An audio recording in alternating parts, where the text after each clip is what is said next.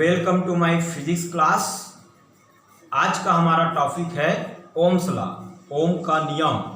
सन 1827 में भौतिक वैज्ञानिक जॉर्ज साइमन ओम ने किसी चालक के सिरों के मध्य आरोपित विभवांतर और उसमें बहने वाली विद्युत धारा के मध्य संबंध बताने के लिए एक नियम का प्रतिपादन किया जिसे ओम्स का नियम कहते हैं। इसके अनुसार यदि किसी चालक के भौतिक अवस्था अर्थात उसका ताप नियत हो और उसकी लंबाई, क्षेत्रफल आदि में परिवर्तन ना हो तो उस चालक के सिरों के मध्य आरोपित विभवांतर उसमें बहने वाली विद्युत धारा के अनुक्रमानुपाती होता है। यही है ओम का नियम।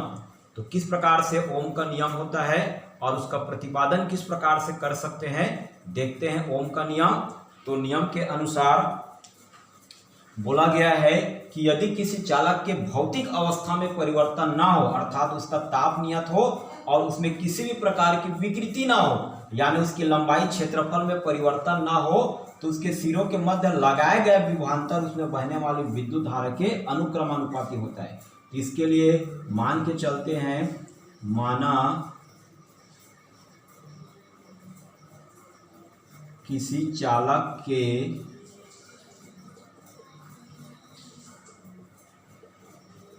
सिरों पर आरोपित विभवांतर, किसी चालक के सिरों पर आरोपित विभवांतर भी है तथा उस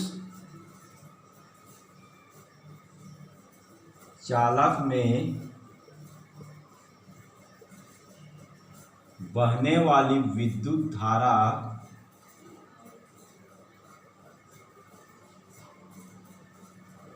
आई है तो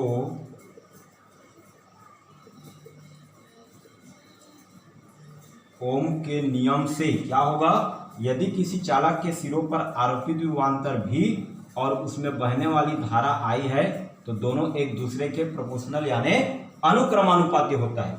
यही ओम का नियम है। ठीक है। अब अपने को पता है कि कोई भी प्रोपोर्शनल यानी अनुक्रमानुपाती को एक अचर राशि कांस्टेंट से तोड़ सकते हैं। तो यहाँ पर अचर राशि एक कांस्टेंट लेते हैं r, तो v is equal to R I या r is equal to I नीचे आ जाएगा तो v अपान आई। यह है ओम के नियम का गणितीय रूप। और यहाँ जो एक अचर राशि r प्राप्त हो रहा है उसे उस चालक का रेजिस्टेंस या प्रतिरोध कहा जाता है। ठीक है। तो R is equal to V upon I, यह है ओम के नियम का गणितीय रूप। और R जो है एक अचर राशि प्राप्त होता है उसे उस चालक का प्रतिरोध कहा जाता है। प्रतिरोध जो है वह एक प्रकार का अवरोध होता है जो चालक में बहने वाली विद्युत धारा के मार्ग में रुकावट उत्पन्न करता है। तो आगे की क्लास में हम लोग रेजिस्टेंस के बारे में डिटेल में पढ़ेंगे। तो इस चैप्टर में अपन ओम के नियम का अध्ययन कर लेते हैं। देखिए यहाँ पर प्रतिरोध जो है R, उसको आप परिभाषित कर सकते हैं। तो प्रतिरोध को परिभाषित करने के लिए देखिए यहाँ पर इसका SI यूनिट देख लेते हैं। R is equal to V माने चालक के सिरों पर आरोपित विभवांतर वोल्ट और अपान I माने विद्युत धारा। तो SI पद्धति में देख चुके हैं, विद्युत धारा का SI मात्रक एम्पियर होता है तो इसका मान होगा 1 ओम। तो इस प्रकार से दर्शाते हैं, ओम का संकेत है। तो प्रतिरोध का SI मात्रक होता है ओम। अब ओम को परिभाषित करना है तो यदि किसी चालक के सिरों पर 1 वोल्ट विभवांतर आरोपित करने से उसमें बहने वाली विद्युत धारा 1 एम्पियर है तो उस चालक का प्रतिरोध 1 ओम होता है या 1 ओम कहलाता है। ठीक है। प्रतिरोध जो है विद्युत धारा के मार्ग में रुकावट उत्पन्न करता है। तो इस प्रकार से रुकावट उत्पन्न करने के कारण यदि किसी चालक का देखिए यहाँ पर R is equal to V upon I, तो इसको इस प्रकार से लिख सकते हैं समीकरण 1 को I is equal to V upon R. तो यहाँ से देखिए I जो है वह अगर V को नियत है तो यहाँ पर क्या लिखेंगे, यदि V नियत है तो R के क्या हो गया, देखिए व्युत्क्रमानुपाती। तो क्या पता चला, यदि किसी चालक का प्रतिरोध यानी रेजिस्टेंस अधिक है तो उसका बहने वाली, उस चालक में बहने वाली विद्युत धारा का मान क्या हो जाएगा, कम हो जाएगा। दोनों एक दूसरे के क्या है, व्युत्क्रमानुपाती हैं। और यदि किसी चालक का प्रतिरोध कम है तो उसमें अधिक से अधिक विद्युत धारा प्रवाहित होगा। ठीक है, तो किसी चालक में विभवांतर को नियत रखकर प्रतिरोध में परिवर्तन करके उसकी बहने वाली धारा के मान को घटाया या बढ़ाया जा सकता है। क्लियर? यदि किसी चालक के प्रतिरोध को 2 गुना कर देते हैं, ठीक है जी, यदि किसी चालक के प्रतिरोध को अपन 2 गुना कर देते हैं 2R, तो देखिए विद्युत धारा का मान 1/2 यानी कि आधा हो जाता है। प्रतिरोध बढ़ा देने से विद्युत धारा का मान कम हो जाएगा। तो ऐसी जगह में जहां पे अपने को विभवांतर या वोल्टेज को नियत रखकर धारा के मान को कम करने या बढ़ाना है, तो उसके लिए प्रतिरोध में चेंजेस करके हम लोग विद्युत धारा के मान को घटाया बढ़ाया जा सकता है। ठीक है, तो इस प्रकार का जो प्रतिरोध प्राप्त होता है उसको परिवर्ती प्रतिरोध कहा जाता है। तो यह हो गया परिवर्ती प्रतिरोध, और संकेत के रूप में परिवर्ती प्रतिरोध को इस प्रकार से दर्शाया जाता है, और सामान्य प्रतिरोध जो है जिसको विद्युत धारा मार्ग में रुकावट उत्पन्न करता है इसको इस प्रकार से दर्शाया जाता है। ठीक है, तो इस प्रकार से जहां प्रतिरोध के मान को परिवर्तन करना है और परिवर्तन करके विद्युत धारा के मान में परिवर्तन किया जाता है उसको परिवर्ती प्रतिरोध या इससे बनने वाले उपकरण को धारा नियंत्रक कहा जाता है। ठीक है, तो इस प्रकार से हम लोग देख लिए। अब देखते हैं ओम के नियम का प्रायोगिक सत्यापन। ओम के नियम को किस प्रकार से सत्यापित किया जा सकता है, तो इसके लिए देखते हैं आगे।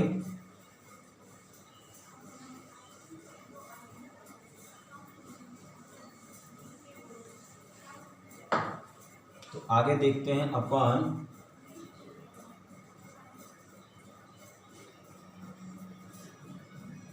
ओम के नियम का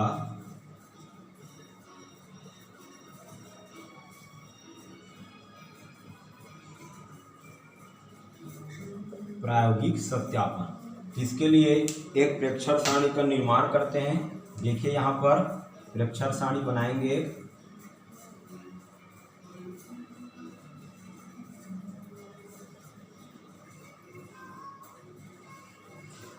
तो प्रेक्षण सारणी का निर्माण किस प्रकार से करते हैं, तो इसके लिए देखिए सबसे पहले इस प्रकार से एक टेबल का निर्माण करना है। सबसे पहले कॉलम लेते हैं अपन क्रमांक। अब यहाँ पर चालक के सिरों के मध्य आरोपित विभवांतर भी लेते हैं, इसमें वोल्ट में, और उस चालक में बहने वाली विद्युत धारा के लिए एक अलग कॉलम ले लेते हैं, विद्युत धारा I, ये ले लेते हैं अपन मिली एम्पियर में। इस प्रकार से एक प्रेक्षण सारणी बना लेते हैं। अब क्या करना है इस प्रेक्षण सारणी में, देखिए सबसे पहले मान लीजिए एक उपकरण है, ओम के नियम का सत्यापन करने के लिए उसमें विभवांतर के मान को बढ़ाते जाना है।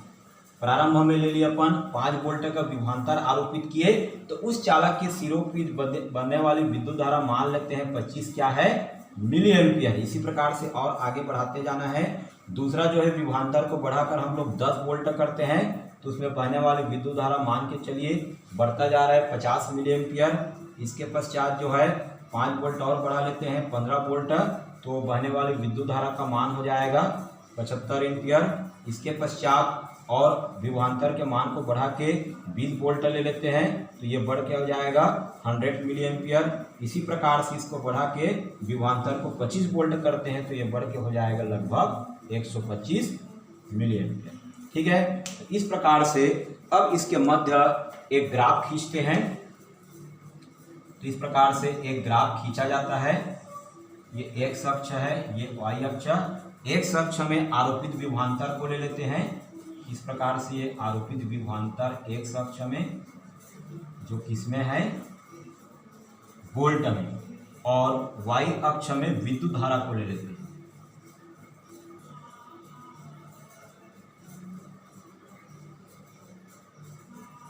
इस प्रकार से विद्युत धारा जो है वह मिली एम्पियर में है। तो देखिए विभवांतर हम लोग 5-5 वोल्ट के डिफरेंस में लिए हैं। यहाँ पर देखते हैं 5 वोल्ट, 10 वोल्ट, इसके एक्स अक्ष में पैमाना 5 वोल्ट का है, 20 वोल्ट, इस प्रकार से 25 वोल्ट। और यहाँ पर विद्युत धारा देखिए मिली एम्पियर में 25-25 एम्पियर का डिफरेंस है।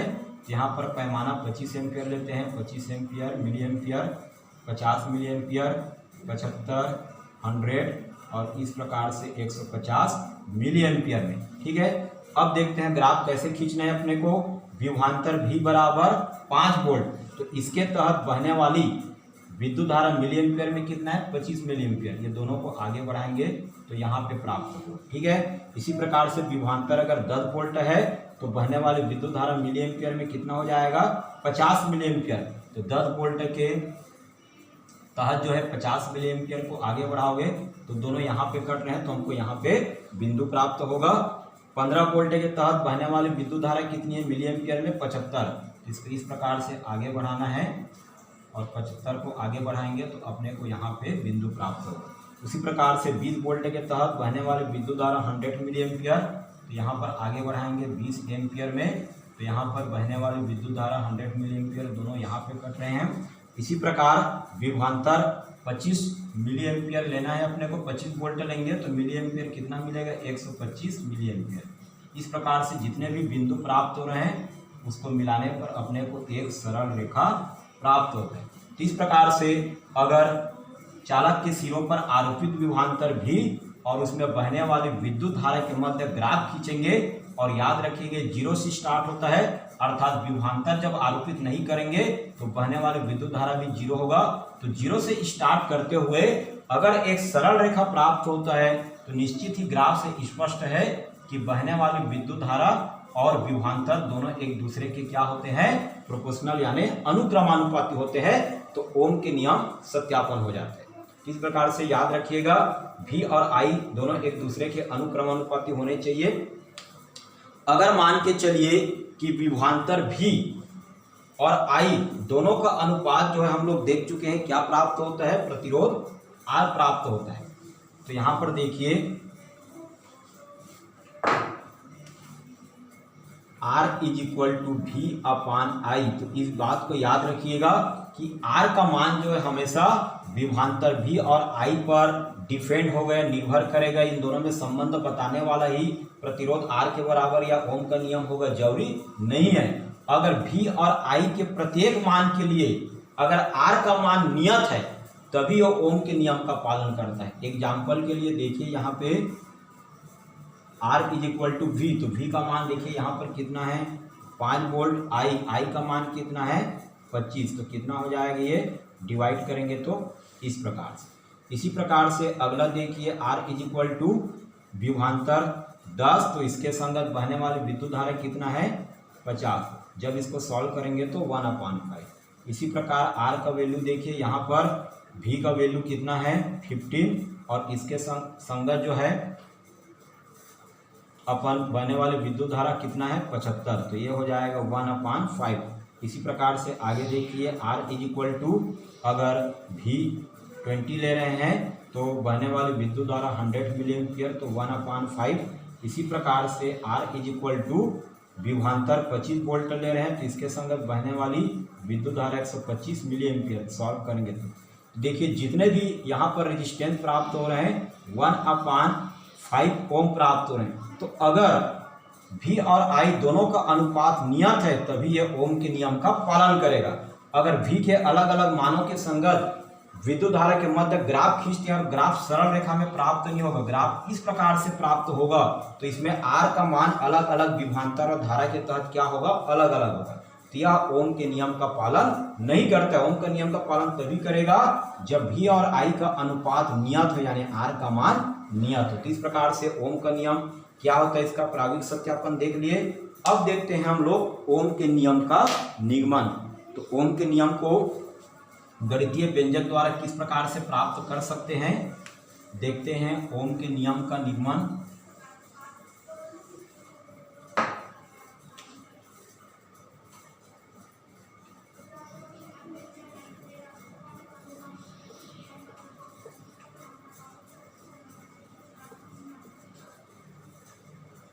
तो इसके लिए देखिए हमको एक चालक तार लेना है। तो यहाँ पर लिखेंगे माना L लंबाई का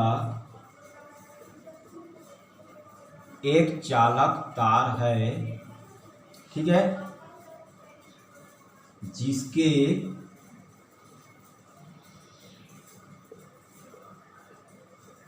अनुप्रस्थ काट या परिच्छेद का क्षेत्रफल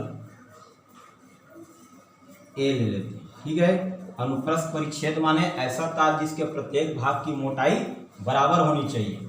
इस प्रकार से अनुप्रस्थ परिच्छेद का क्षेत्रफल ए है तथा चालक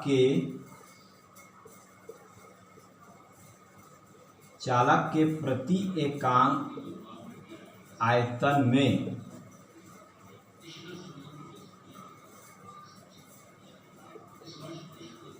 मुक्त इलेक्ट्रॉनों की संख्या n ले लेते हैं तथा चालक के सिरों पर भी विभवांतर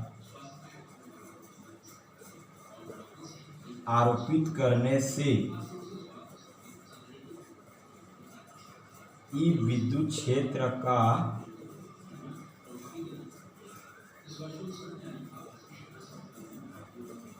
निर्माण होता है। ठीक है, चालक के सिरों पर विभवांतर आरोपित करने से क्या होगा, चालक जो है आवेशित हो जाएगा, उसके चारों ओर एक विद्युत क्षेत्र ई निर्माण होगा। तो इस कंडीशन में हम लोग एक संबंध देख चुके हैं विद्युत क्षेत्र की तीव्रता और आरोपित विभवांतर के मध्य, जिसको विभव प्रवणता कहा जाता है। तो विभव प्रवणता से विद्युत क्षेत्र की तीव्रता E इज इक्वल टू विभवांतर V और चालक की लंबाई L के अनुपात के बराबर। इसको ले लेते हैं अपन समीकरण 1। ठीक है, इस प्रकार से यदि इस चालक का जो मुक्त इलेक्ट्रॉन है प्रति एकांक आयतन में मुक्त इलेक्ट्रॉनों की संख्या यदि n है और उसका अपवाह वेग, मुक्त इलेक्ट्रॉनों का अपवाह वेग या अनुगमन वेग Vd है, तो हम लोग देख चुके हैं कि इस चालक में बहने वाली विद्युत धारा का मान कितना होगा। तो यहां पर लिखेंगे यदि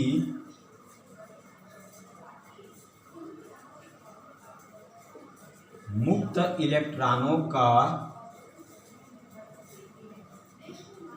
अपवाह वेग ड्रिफ्ट वेलोसिटी Vd है, यदि मुक्त इलेक्ट्रॉनों का अपवाह वेग Vd है तो उस चालक में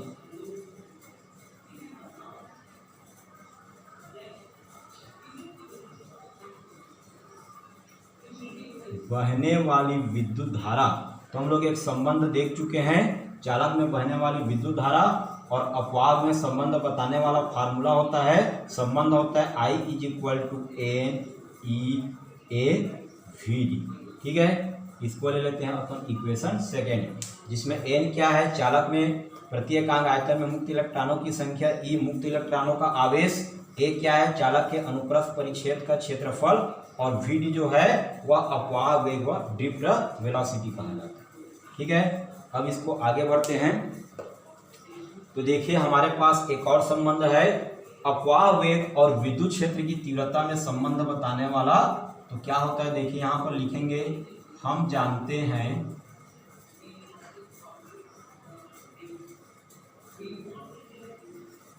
अपवाह वेग Vd इज इक्वल टू क्या होता है, देखिए मुक्त इलेक्ट्रॉनों का आवेश E, उत्पन्न विद्युत क्षेत्र की तीव्रता E, यहाँ पर श्रांति काल टाउ और यहाँ पर देखिए मुक्त इलेक्ट्रॉनों का द्रव्यमान। ठीक है जी, तो इस प्रकार से ये फार्मूला है। देखिए यहाँ पर टाउ यानी जब मार्ग में आने वाले मुक्त इलेक्ट्रॉन धन आयन से टकरा जाते हैं तो दो लगातार धन आयनों में टक्करों में लगने वाले समय को श्रांति काल कहते हैं। तो ये श्रांति काल टाउ से दर्शाते हैं। अब यहाँ पर देखिए क्या लिख सकते हैं, Vd इज इक्वल टू ई, यहाँ पर देखिए कैपिटल ई का मान समीकरण 1 से कितना है, V अपान L, नीचे में M और यहाँ बगल में कितना दिया है, टाउ। तो इस Vd के मान को अपने को कहाँ रखना है, समीकरण 2 में रखने पर। तो यहाँ पर लिखेंगे समीकरण 2 में रखने पर, तो समीकरण 2 में बहने वाली विद्युत धारा I is equal to N E A V D. ठीक है, N E A V D, तो वी डी का वैल्यू दिया है E capital V tau upon M L. ठीक है इतना। अब इसको आगे सॉल्व करते हैं तो देखिए क्या प्राप्त होगा, बहने वाली विद्युत धारा I इज इक्वल टू यहाँ पर एन ई और ई क्या हो जाएगा ई स्क्वायर, फिर यहाँ पर लिखते हैं टाउ, नीचे में लिखा जाता है एम और बगल में क्या बचा देखिए यहाँ ए और नीचे में एल और यहाँ पर बचा है आरोपित विभवांतर। ठीक है, इतना क्लियर। अब अपने को देखिए ओम का नियम देख चुके अपन, R is equal to V upon I. तो यहाँ पर क्या लिखेंगे देखिए, यहाँ पे v को इधर रहने देते हैं और यहाँ से i नीचे आ जाएगा। क्लियर, तो यहाँ पे 1 और इधर से ये सब नीचे आ जाएगा, तो एन ई स्क्वायर टाउ ए अपान एम एल। इसको ऊपर जाके पलट देते हैं तो ये मिलेगा अपने को M L upon N E square tau A is equal to V upon I. तो यहाँ पर ध्यान दीजिएगा, यदि चालक का ताप नियत है तो इस कंडीशन में ये जितनी भी राशियां हैं वो सब नियत होती हैं, अर्थात नियत ताप पर चालक की लंबाई में परिवर्तन नहीं होगा, उसके क्षेत्रफल में कोई परिवर्तन नहीं होगा और दो लगातार धन आयनों में टक्करों में लगने वाला समय भी सेम रहेगा। मुक्त इलेक्ट्रॉनों की संख्या ऑलरेडी नियत रहती है, तो इस स्थिति में ये सब के सब नियत हो जाएंगे। तो इसको एक नियत राशि मान लेते हैं। माना यहाँ पर एक नियत राशि R है जिसका मान क्या हो जाएगा देखिए m अपान एन ई स्क्वायर टाउ और यहाँ से एल अपान ए, इसको ले लेते हैं अपन इक्वेशन 3। तो इस नियत राशि को अगर यहाँ पर लिख देंगे तो क्या हो मिलेगा देखिए R is equal to V upon I. ठीक है, इसकी जगह में अपन R रख देते हैं तो R is equal to V upon I. इस प्रकार से ये जो समीकरण 4 प्राप्त हुआ है यही ओम का नियम है। ठीक है, तो इस प्रकार से ओम के नियम का गणितीय रूप में हम लोग सत्यापन यानी सिद्ध कर दिए। R is equal to V upon I और यहाँ पर एक नया संबंध प्राप्त हो रहा है देखिए, चालक का प्रतिरोध R is equal to M L upon N E square tau A. तो इस रेजिस्टेंस का जो संबंध है, इस संबंध के आधार पे हम लोग प्रतिरोध का मान किन किन कारकों पर निर्भर करती है वो देख सकते हैं। ठीक है, तो इस प्रकार से आज के क्लास में हम लोगों ने ओम का नियम क्या है, ओम के नियम का प्रायोगिक सत्यापन किस प्रकार से कर सकते हैं और ओम के नियम का गणितीय युग्मन किस प्रकार से होता है ये देख लिए। आगे के क्लास में हम लोग प्रतिरोध, विशिष्ट प्रतिरोध और यह किन किन कारकों पर निर्भर करती है, इसका एसआई यूनिट क्या है, इन सब के बारे में अध्ययन करेंगे। तो फिजिक्स से रिलेटेड और भी जानकारी के लिए मेरे YouTube चैनल को लाइक एवं सब्सक्राइब अवश्य कीजिए। Thank you.